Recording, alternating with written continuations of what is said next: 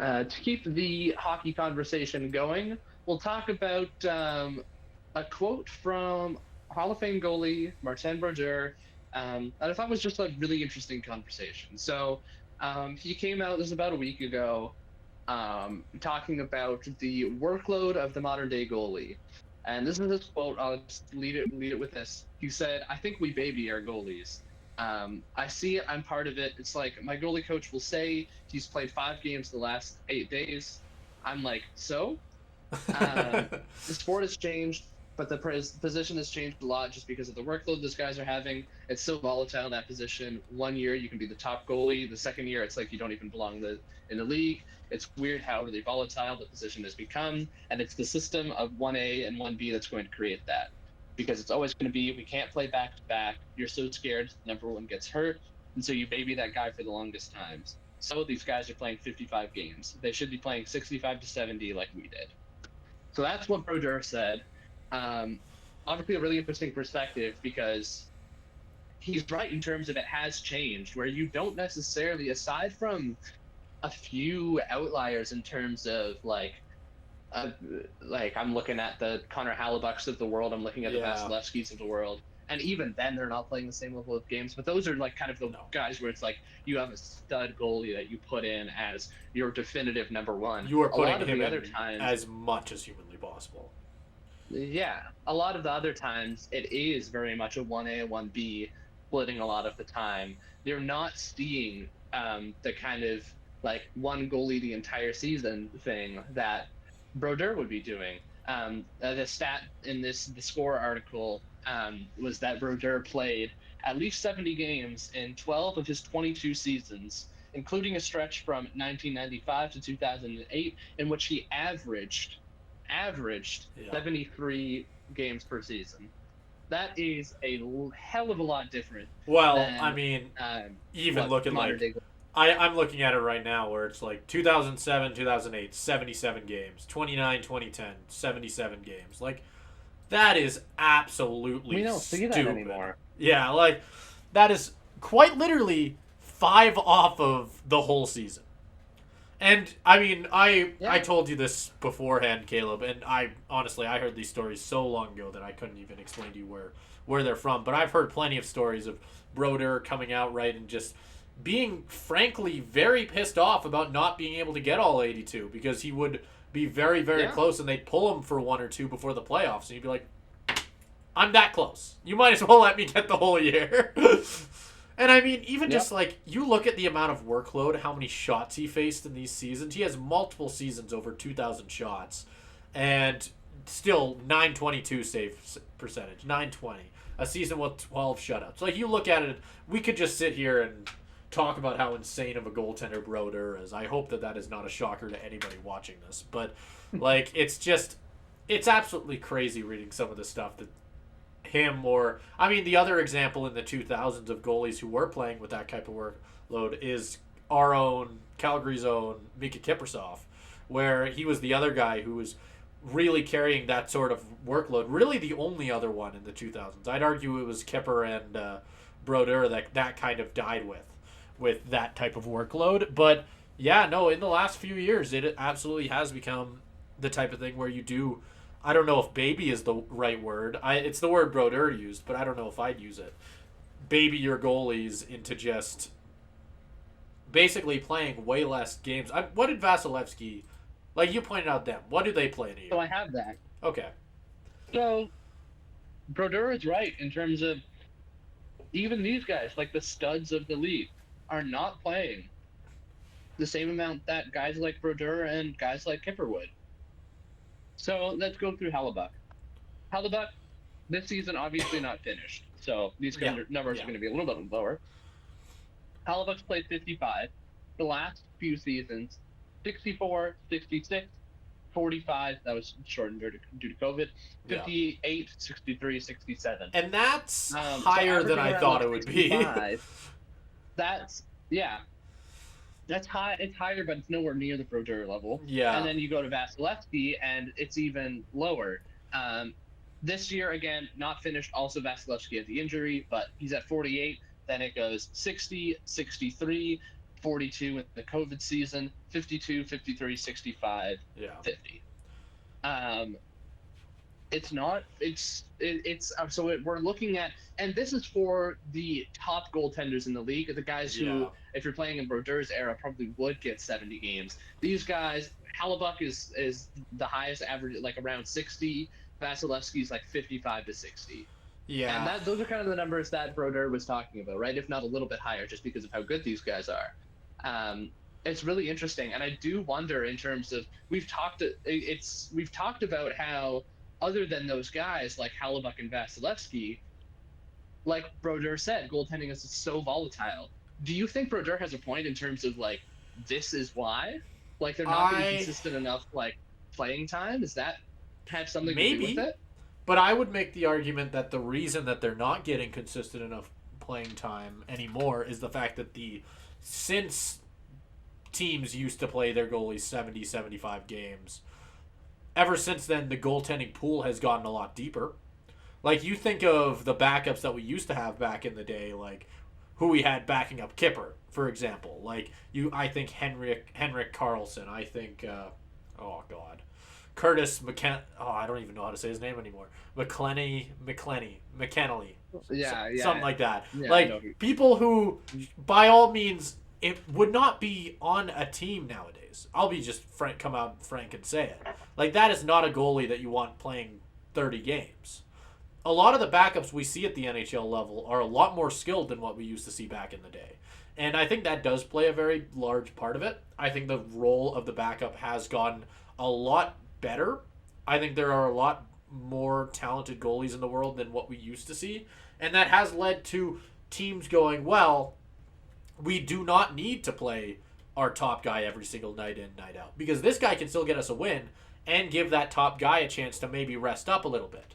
That is something we have seen a lot more often lately.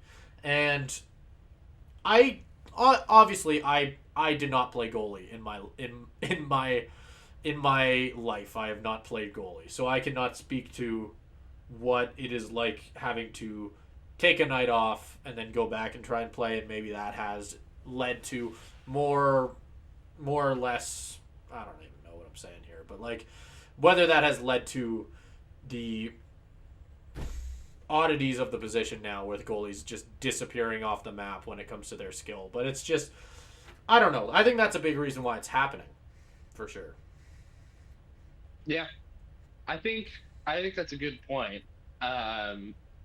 It's really interesting because, I mean, another example you can bring up to your point is like what Boston is doing, right?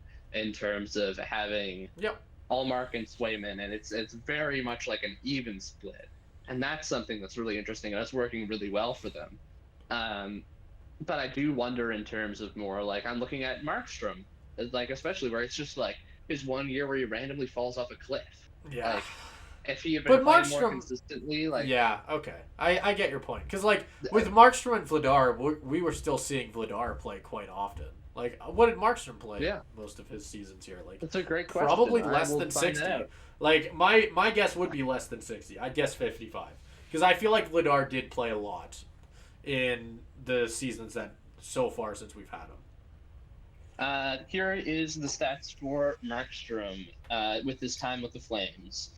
45 this year, again, not finished. Yeah, not finished. 15, and also injured for part of the season. Yeah. Then 59, 63, 43 in the COVID season. Those are his 4 seasons with the Flames. So 63 in one of the years. Those are the years really good. Yeah. I don't know. It's really interesting. Like if I had to like take a side on it, I'd say like I don't necessarily know if it. I think it's an interesting point in terms of, is this why goalies are so volatile? Is they're just not getting enough consistent practice at it? I guess that would be the comparison that they kind of share with pitchers in a sense, where you're not pitching in every single night, and with pitchers that's not something that can change. Like, they have to. Pitchers, that's more so because you're wearing your arm out. Yeah. And this feels more just like it's an energy thing, but it's also a fear of getting hurt. It's less like it's less like set in stone, like you can't pitch. Like your Well, arm's going to be yeah, that's soft. a very good point. Yeah, yeah. But like if Shesterkin goes down for the Rangers, they're just like, oh well, cool, great, sick, good season, guys. See you next year. Like if Yeah, it's just Hellebuck goes second down, line. Winnipeg's just gonna go, okay, cool, good run at the Cup, guys. Really killed it. Like it's so absolutely fear of injury is definitely a big part of it, I think. But I Yeah. don't know. I think that's a question to ask a goalie and how they feel post game. Like, do they think that they can't play night in night out? Is there a I, goalie like that's a good question. Because like just to bring up one point to what you were going to say is in terms of Brodeur's talking about it with like the coaches saying, well, this guy's played 5 games in 8 days. I don't think he can do it. Knowing how hockey players operate, I kind of doubt yeah? that any goalie would be like, yeah, I can't do it. No, absolutely not. I mean, well, who knows? But Yeah. I think that most goalies I feel are fairly stubborn. Most goalies do not like to share the time they get in nets. Like when a starter has, because the way I look at it is with the volatile. Pretend I said that word right. With the volatility of the position right now, I feel like more than ever, I imagine goalies don't want to split snaps, if you will, split games, because they want to have that spot locked down. They don't want to be fighting for that number one spot. If I'm your starter, I want to know that I'm your starter. I don't want to have to be Yeah. thinking, especially if this is the year that my contract is coming up. I don't want to be wondering if I'm playing 20 games or if I'm playing 60. I want to be able to go out there, play 60, and make $7 million a year for 5 years. Like, Yeah. so And I to imagine bring you're up absolutely right. to bring up the Bruins comparison again to that point, there's a reason for the past couple of years we've heard trade rumors around either Swayman or Allmark, because yeah, like there's a certain point where you do kind of feel like you have to crown a starter, or it Yeah. feels like there's almost too many cooks in the kitchen. And the thing Um, is, with them, there's very clearly a different thing going on there, where neither of them are very. I think if just based on what we've seen, I think they're pretty happy with what they have going on there. But yeah, it's not necessarily a personality like thing in terms of like they're fighting for it.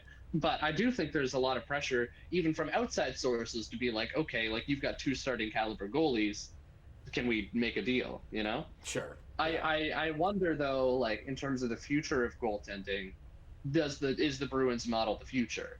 If the talent I'd pool is say just getting yes. bigger, Yeah, and yeah, like if we're just going to continue to get more talented goalies in the league, is it I going to be the norm where it's like 42-42? I think we've already sort of started to see this a little bit. I think that is the future. I think we're gonna start seeing it. I'm gonna almost compare it to what we see with running backs these days in the NFL, where Mm-hmm. people do not what and age does not affect it with goaltending. I'd almost argue it's the opposite, but I think we're gonna start seeing that where people are a lot more willing to kind of go. What's the term they use in the NFL these days? Running back by committee, like goalie by committee Mm-hmm. almost, right? Where it's like Mm-hmm. you're sending out two very maybe they're not, and this isn't the case with Swayman and Allmark. They're both very elite in their own rights, but like maybe you're sending out two goalies who are very good enough to get by behind your elite defense, and that way you don't have to worry. Let's say the first guy goes down, cool, we have this other guy, and we're paying both of them $3 million, so who cares? Like it's Yeah. I don't know. That's what I kind of almost start to wonder. I kind of to answer that question more finally, yes. I think it is the future. I think we're going to see that a lot more often. I don't think teams will have the kind of luck that the Bruins have had with their two goalies. I think No. that we are going to see that system, but are probably in a sense work worse because it'll be two less talented goalies taking part in it. But nonetheless, I mean, even look at how Vegas is doing it these days. They've almost got a similar thing with Aiden Hill and Logan Thompson, right? Like Yep.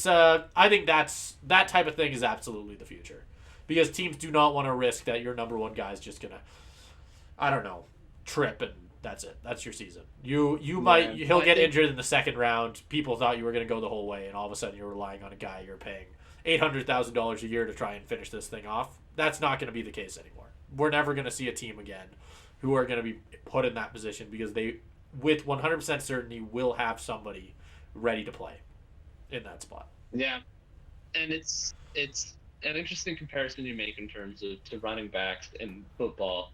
Um, I think it's like yes in terms of the running back by committee thing, but I do think goalies are more kind of analogous to quarterbacks in terms of their importance to the team. Yes. Whereas running Yes. backs, a big reason that it's been going by committee is because they've been devalued, and you can say it's more about offensive line play than it is about the running back, which is why I Sure. just draft a guy in the 6th round and you'll be fine. Bring in like a Devon A chain and then you're set, right? And it's My not no longer to about jump the in star and running backs. more specify my argument was more just in the sense of how much you're paying them, the kind of play, the amount of like high quality running backs you're bringing in. I more meant in that sense, not in like the Yeah, actual value to a team, if that makes more yes, sense. but I think like will that happen considering how important they are? Because I do think that's the one main difference.